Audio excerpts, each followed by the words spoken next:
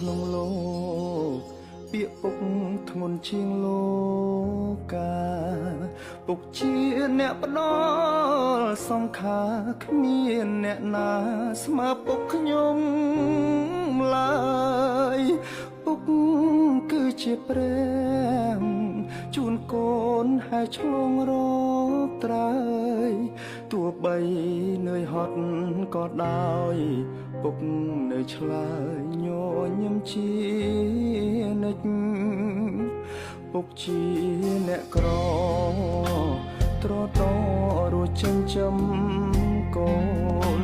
ជីវិតរស័តដូចក្បូនកាយស្រពោនញើស្រោចកាយក្រ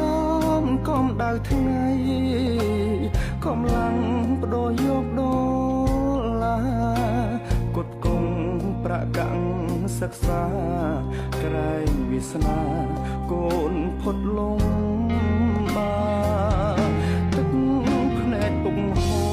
រក្រោយក្នុងខ្ញុំរាប់លៀនដំណក់ពុកឈឺពុកហត់ពុកសង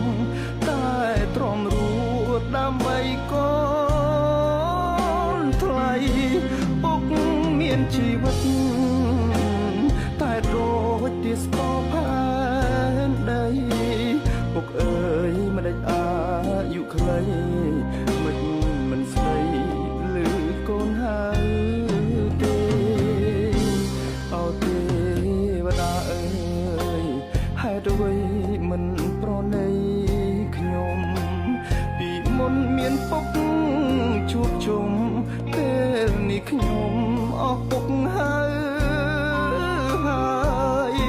សល់ត្រឹមរូបថ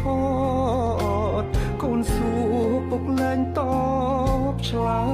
យជីវិតកូនរួបាត់ត្រើយអោព្រះអើយដាក់ទូខ្ញុំ